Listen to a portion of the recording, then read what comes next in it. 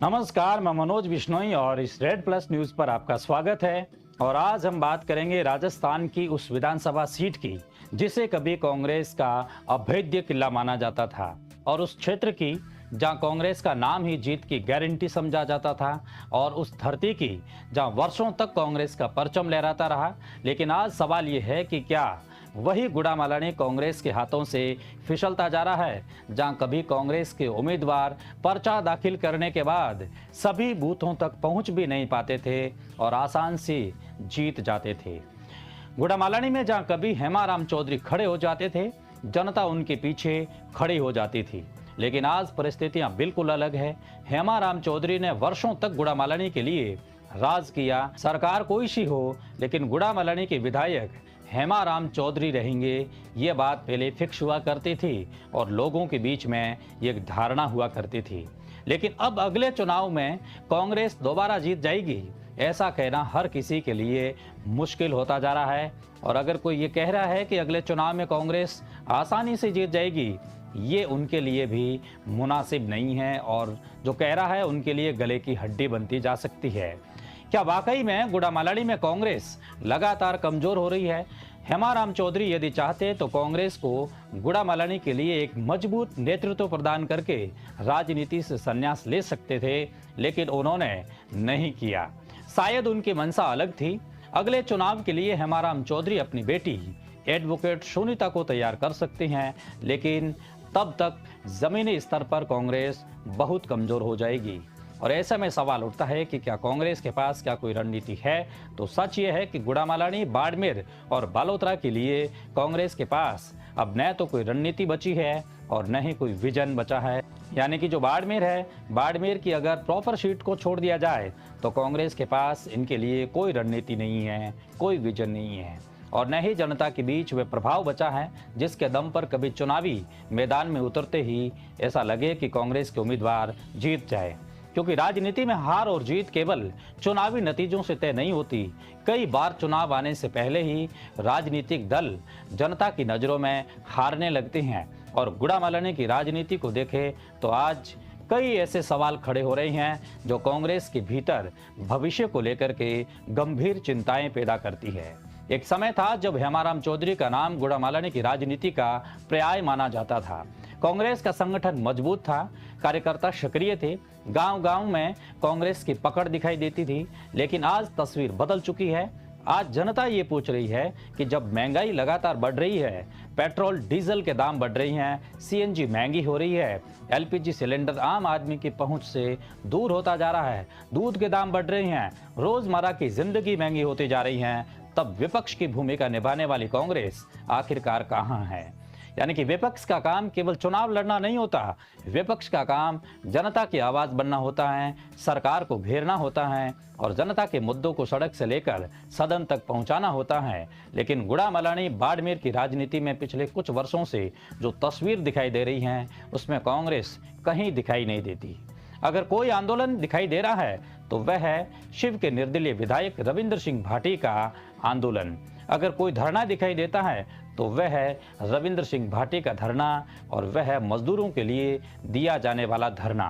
अगर कोई सरकार को चुनौती देता हुआ दिखाई देता है तो वह है राष्ट्रीय लोकतांत्रिक पार्टी और उनके सुप्रीमो हनुमान बेनीवाल। लेकिन कांग्रेस कहीं न कहीं बिल्कुल भी यहाँ हताश नजर आ रही है। कांग्रेस कहीं न कहीं मूक दर्शक की तरह, एक भूमिका की तरह नजर आती हैं। कांग्रेस ऐसे कोई भी मुद्दों को लेकर के सड़क पर नहीं उतर रही है जिनसे जनता को फायदा हो। और यही सबसे बड़ा राजनीतिक प्रश्न है, क्योंकि जनता ये नहीं देखती कि आपके पास कितने बड़े नेता हैं।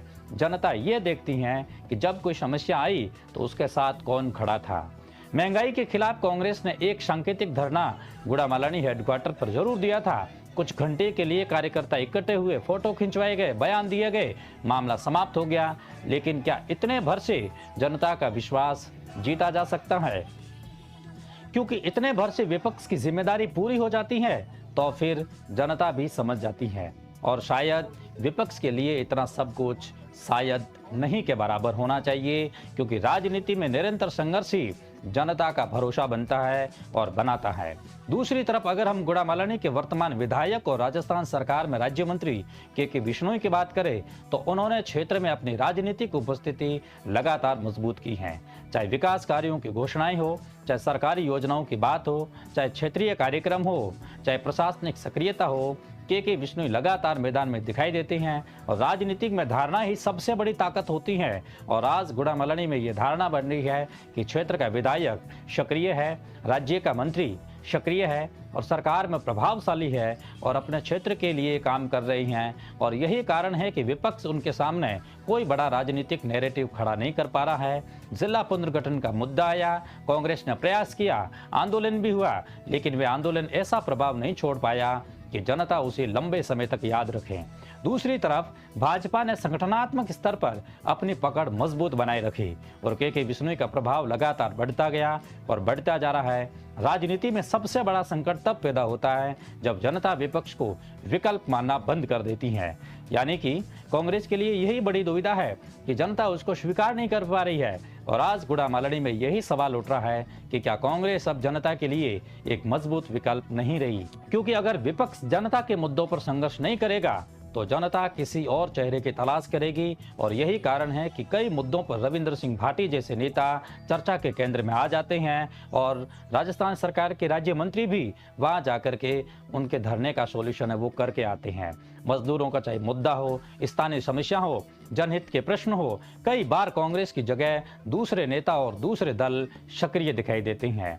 यानी कि महंगाई को लेकर के कांग्रेस को सक्रिय होना चाहिए, लेकिन वहां राष्ट्रीय लोकतांत्रिक पार्टी सक्रिय होती है। यह स्थिति किसी भी बड़े राजनीतिक दल के लिए खतरे की घंटी होती है। कांग्रेस के सामने सबसे बड़ी चुनौती ये नहीं है कि भाजपा मजबूत है, बल्कि सबसे बड़ी चुनौती यह है कि कांग्रेस खुद कितनी मजबूत है। क्या उसके पास में बूथ स्तर का कोई संगठन है? क्या उसके पास में नई पीढ़ी को जोड़ने की कोई रणनीति है? क्या उसके पास ऐसा कोई नेतृत्व है जो जनता के बीच लगातार सक्रिय रह सके? क्या उसके पास कोई ऐसा रोड मैप है जो ये बता सके कि अगले 5 वर्षों में कांग्रेस गुड़ामालानी के लिए बहुत कुछ देने वाली है? अगर इन सवालों का जवाब नहीं है तो फिर केवल भाजपा की आलोचना करके चुनाव नहीं जीते जा सकते, केवल मंत्री बिश्नोई की आलोचना करके चुनाव नहीं जीते जा सकते, केवल राजस्थान सरकार की आलोचना करके चुनाव नहीं जीते जा सकते। राजनीति में खाली मैदान कभी खाली नहीं रहता। जहाँ विपक्ष कमजोर होता है वह कोई न कोई दूसरा राजनीतिक खिलाड़ी उभर करके बैटिंग करने के लिए आ जाता है। और यही कारण है कि आज गुड़ामालानी की रणनीति में, गुड़ामालानी की राजनीति में कांग्रेस की निष्क्रियता पर सवाल उठ रहे हैं और उनकी निष्क्रियता का फायदा राष्ट्रीय लोकतांत्रिक पार्टी भरपूर तरीके से ले रही है। जनता पूछ रही है कि जब मुद्दे थे तब कांग्रेस कहाँ थी? जब महंगाई थी तब कांग्रेस कहाँ थी? जब पेट्रोल डीजल के भाव बढ़ रहे थे तब कांग्रेस कहाँ थी? और जब बेरोजगारी थी तब कांग्रेस कहाँ थी? जब किसानों और मजदूरों की समस्याएं थी तब कांग्रेस कहाँ थी? और राजनीति में जनता इन सवालों का जवाब चुनावी मंचों पर नहीं बल्कि जमीनी स्तर पर देना पड़ता है और जनता को यह जवाब कांग्रेस को देना ही पड़ेगा। यही वजह है कि आज गुड़ामालानी की राजनीति एक निर्णायक मोड़ पर खड़ी है। एक तरफ भाजपा और के बिश्नोई का बढ़ता प्रभाव है और दूसरी तरफ कांग्रेस की कमजोर होती राजनीतिक उपस्थिति है। सवाल ये नहीं है कि अगला चुनाव कौन जीतेगा, सवाल ये है कि क्या कांग्रेस अगला चुनाव लड़ने से पहले जनता का भरोसा वापस जीत पाएगी? क्या अगला चुनाव कांग्रेस लड़ने की स्थिति में है? क्या कांग्रेस अपने कार्यकर्ताओं में नई ऊर्जा भर पाएगी? क्या कांग्रेस सड़क से लेकर के सोशल मीडिया तक और गांव से लेकर के शहर तक एक नई राजनीतिक लड़ाई खड़ी कर पाएगी? या फिर कांग्रेस धीरे धीरे उस स्थिति में पहुंच रही है जहां चुनाव शुरू होने से पहले ही जनता उसके हारने की संभावना मानने लगे? क्योंकि राजनीति में सबसे खतरनाक स्थिति यह नहीं होती कि जब आप चुनाव हार जाते, बल्कि वह होती है जब जनता ये मान लेती है कि आप जीत ही नहीं सकते और आप यहाँ पर कमजोर है। और आज गुड़ामालानी में उठ रहे सवाल इसी दिशा की ओर इशारा कर रहे हैं। हालांकि लोकतंत्र में अंतिम फैसला हमेशा जनता का होता है। चुनाव आने पर परिस्थितियां बदलती हैं, मुद्दे बदलते हैं, समीकरण बदलते हैं और कई बार राजनीतिक इतिहासकार भी बदल जाते हैं और राजनीतिक इतिहास भी बदल जाते हैं। लेकिन वर्तमान तस्वीर को देखें तो इतना जरूर कहा जा सकता है कि गुड़ामलनी में कांग्रेस के सामने चुनौती पहले से कहीं ज्यादा बड़ी हुई है। और अगर कांग्रेस को अपनी खोई हुई जमीन वापस हासिल करना है तो उसे केवल बयानबाजी नहीं बल्कि लगातार संघर्ष, मजबूत संगठन, प्रभावी नेतृत्व और संगठन के प्रति एक स्पष्ट रणनीति के साथ में मैदान में उतरना होगा। क्योंकि राजनीति में विरासत सम्मान दिला सकती हैं, लेकिन जीत केवल वर्तमान की मेहनत ही दिला सकती हैं। और गुड़ामलनी की जनता आने वाले समय में ये जरूर तय करेगी कि वे अतीत की राजनीति को चुनौती हैं या वर्तमान की सक्रियता को। लेकिन इतना मिश्रित है कि आने वाले विधानसभा चुनाव से पहले गुड़ामलनी की राजनीति में सबसे ज्यादा नजरें कांग्रेस पर ही रहने वाली है। क्योंकि सवाल बीजेपी की ताकत का नहीं बल्कि कांग्रेस की वापसी की संभावना का है। और आज गुड़ामलनी में राजनीतिक परिस्थितियां पूरी तरीके से बदल चुकी हैं। पहले मुकाबला सीधा कांग्रेस और बीजेपी के बीच होता था, लेकिन अब क्षेत्रीय नेताओं और क्षेत्रीय मुद्दों ने भी राजनीतिक का स्वरूप बदल दिया है। और यानी कि अगला चुनाव बीजेपी और कांग्रेस और राष्ट्रीय लोकतांत्रिक पार्टी तीनों के बीच में त्रिकोणीय मुकाबले के रूप में लड़ा जा सकता है।